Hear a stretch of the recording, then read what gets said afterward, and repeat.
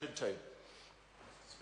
Honourable Damien O'Connor. Mr. Speaker, after that speech I'm going to have a talk to my colleague Phil Twyford and actually say we do need the Hamilton Expressway, because that member clearly needs to get out of Hamilton more often into the real world, because he's kidding himself with most of the facts or most of the claims he makes in that speech. Mr. Speaker, the budget was next to useless. It was a failed and failing budget from a government that's doing the same, failing. And in fact, there have been many comments made on the budget, but perhaps one of the best I've seen is one that said it was so bad that even the Queensland fruit fly would want to go back home. And I think that that's true, Mr. Speaker. The 50,000 people who are now going to Australia every year are helping this government, certainly reducing the unemployment figures, no doubt about that. But the sad fact is they're leaving because they have no hope for the future in this country.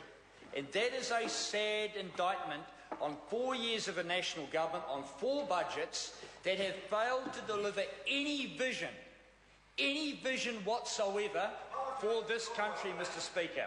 What they have done is costed everything and valued nothing, Mr. Speaker. Costed every single thing, nickel and dimed everything, even to the point of squeezing paper boys. Well, if you look back at the people we're talking about, Mr. Speaker, these are young boys and girls up and down this country who often get up early in the morning, come rain, hail or shine, get on their bikes and go out and deliver papers to people who get out of bed, and there's the paper at the front door, Mr. Speaker. Their work ethic, their commitment to the job is one that inspires every New Zealander who appreciates getting their paper in the morning. And what has Bill English done? The mean-spirited, failing Minister of Finance has said, well, we'll take tax off them. Because probably once a year they would look forward to a tax refund of about $200. In fact, I can remember back and talking with them. I lived in the country, so I couldn't do it.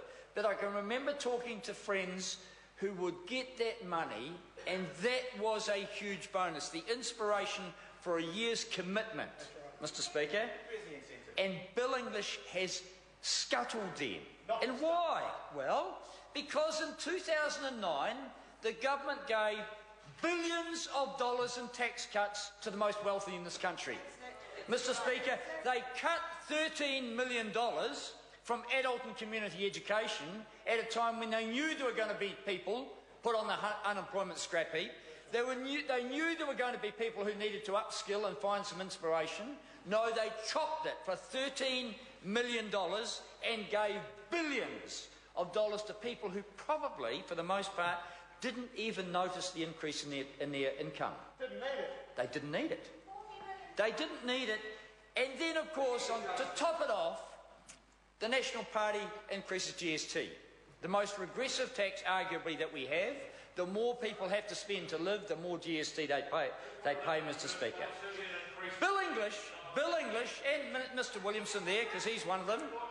That member over there had to bring in a whole swag of Miss New Zealand entrants to try and find some inspiration, because he got nothing from the budget, Mr. Speaker. I hope it perked you up a little bit, Mr. Williamson. Did they go for a smart? Can I say that there are a couple of areas, Mr. Speaker, that I would like to focus on, because they are quite weighty documents, I have to say, and thanks to the help of my colleagues, and we all worked through our own parts, that I ended up, having read through the primary industries one, I'll go back to that, being notified that in the economic development and infrastructure section, which is an oxymoron for the national government, I have to say, I went through in the area of energy and found a line item that has decreased that epitomised this government and everything it stands for. That is a whole lot of promises and no delivery. John Key promised that money would not be an issue and that everything that could be done would be done to get the 29 miners out of Pike River. No, he did not. And Mr Ockenville might... That's an absolute lie. And I have to say that he has not... Can I say that to back up what the government has done, it has cut the $5 million... Cut the $5 million. Point of order, Mr Ockenville. I'm surprised, Mr Speaker, and don't wish to engage in the indelicate nature of the way that the member is speaking, but I do not take being called a liar. Look, I listened very... No, I did listen very, very carefully. And the member who was speaking, Mr O'Connor, said that is a lie. He did not accuse the member of being a liar. It's a fine point. And I just advise the member not to take those liberties because it does bring disorder. Right? So I'm not upholding it, but I'm not commending the member for the way he spoke either. Thank you, Mr Speaker, and I do appreciate standing orders in the fine line, but some things are untrue, and I have to say them that way, Mr Speaker. I'm not accusing anyone. I'm saying that if anyone claims that everything was done, then that is a lie, because it hasn't been. And the $5 million that has been allocated for the recovery of the Pike River miners has been chopped from the energy budget, and that now is left to Solid Energy perhaps, or who else we don't know, perhaps a trust that the government's trying to set up to try and fund the recovery. Where is John Key's commitment?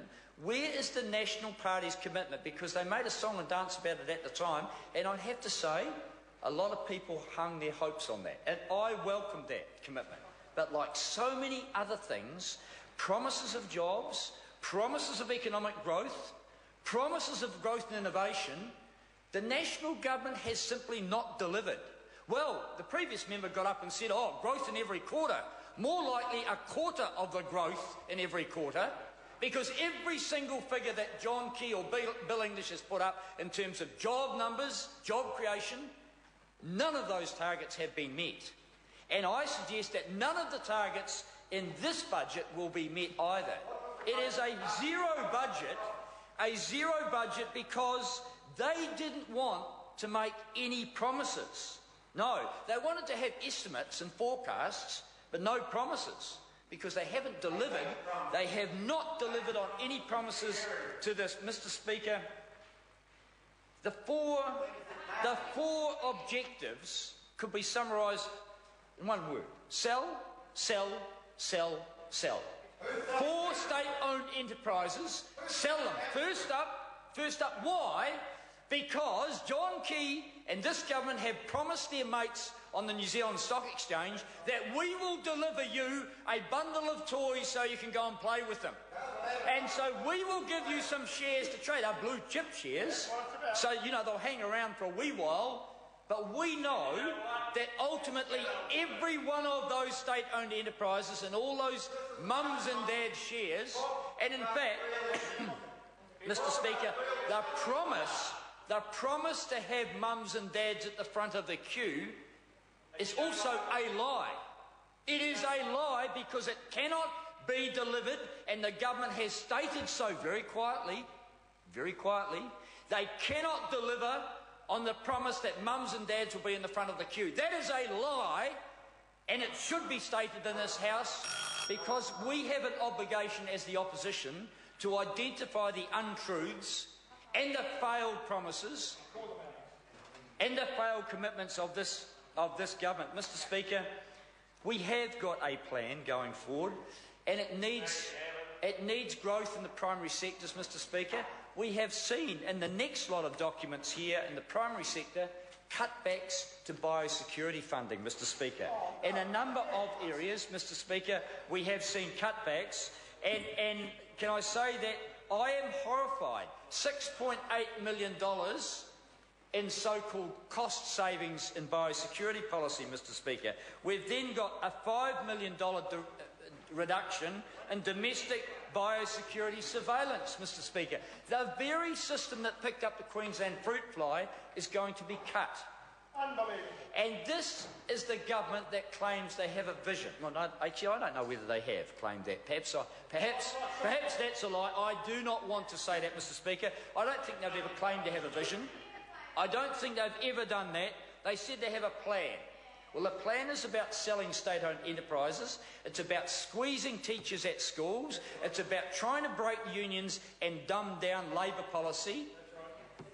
It's about robbing kids who deliver papers. I'm sure they're every MP when they're at home over the holidays, whether it's raining or sunny, Mr. Speaker, and they're going to take the tax back off them.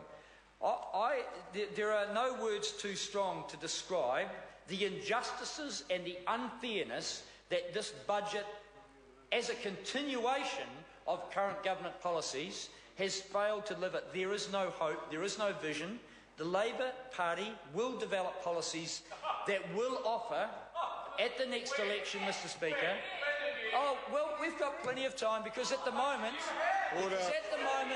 Order. the National Time's Party, expired. the National Party is in charge and they're not delivering Order. anything for the people of New Zealand other than an encouragement to go to Australia. Order.